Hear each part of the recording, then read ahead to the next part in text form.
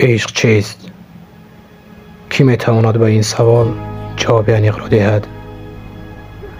چون که مثلا من 10 بار از خود این سوال را پرسیدم، ولی باری هم نتوانستم جواب عمیق را گیرم. با هر بار ضربه خوردن از عشق چیزی نوی را تجربه می کردم. دردم تا رفت بزرگتر می شد و بالاخره خلاصه برآوردم که عشق شاید این آتش است.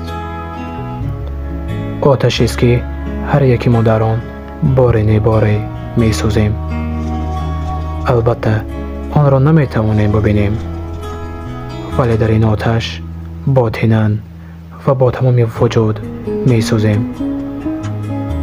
من در این گپم مطمئن هستم و تو هنوز کسی را ندیدم که عاشق نشده باشد و در این آتش نسوخته باشد.